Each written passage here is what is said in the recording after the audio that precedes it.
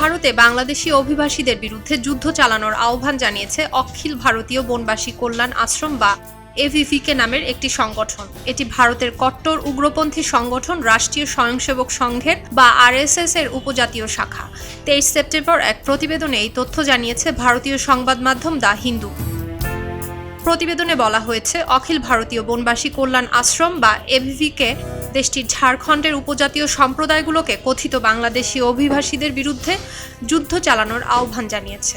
প্রতিবেদনে বলা হয়েছে, অখিল ভারতীয় বনবাসী কল্যাণ আশ্রম বা এভিভিকে দেশটির ঝাড়খণ্ডের উপজাতীয় সম্প্রদায়গুলোকে কথিত বাংলাদেশি অভিবাসীদের বিরুদ্ধে যুদ্ধ চালানোর আহ্বান জানিয়েছে। তাদের অভিযোগ, কথিত লাভ জিহাদের নামে মেয়েদেরকে ফাঁদে ফেলছে বাংলাদেশি অভিবাসীরা। রোববার হরিয়ানা রাজ্যের সামালখা শহরে অনুষ্ঠিত এভিভিকের 3 দিনের দীর্ঘ বৈঠকের সমাপ্তিতে কট্টরপন্থী এই সংগঠনটি উত্তর পূর্ব ভারতের রাজ্যগুলোতে দ্রুত ধর্মান্তরিত হবার বিষয়ে আদিবাসী সম্প্রদায়গুলোকে সতর্ক করেছে। দ্য হিন্দু বলছে, ঝাড়খণ্ডের সাঁওতাল পরগনা অঞ্চলে কর্মরত এভিভিকের এক কর্মকর্তা রাজকিশোর হাসদা ভারত এবং নেপাল থেকে এই অঞ্চলে যোগদানকারী 2000-এরও বেশি মানুষের সামনে লাভ জিহাদ এবং ল্যান্ড জিহাদের ঘটনার বর্ণনা করেন। মূলত অন্য ধর্মের ব্যক্তির কাছে জমি বিক্রির বিষয়টি ভারতের কট্টরপন্থী ও উগ্রবাদী সংগঠনগুলো ল্যান্ড জিহাদ নামে অভিহিত করে।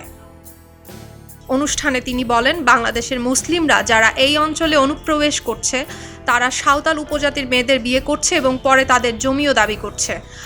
আমাদের সকলকে এর বিরুদ্ধে মহাভারতের যুদ্ধ চালাতে হবে এবং আমাদের বোন এবং জমির পাশাপাশি আমাদের ধর্ম রক্ষা করতে হবে। সুলতানা দিনা, খবরের কাগজ।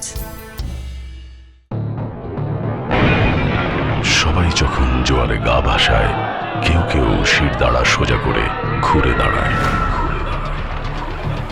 সময় যেখানে প্রতিনিয়ত হার মেনে নিতে শেখায়, কেউ কেউ চ্যালেঞ্জ ছুড়ে দেয়।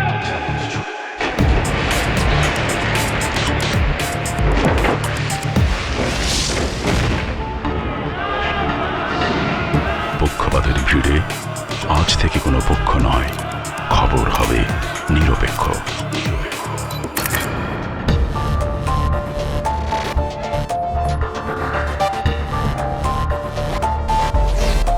বানোয়াট তথ্যবাদ, খবর হবে নিখাদ।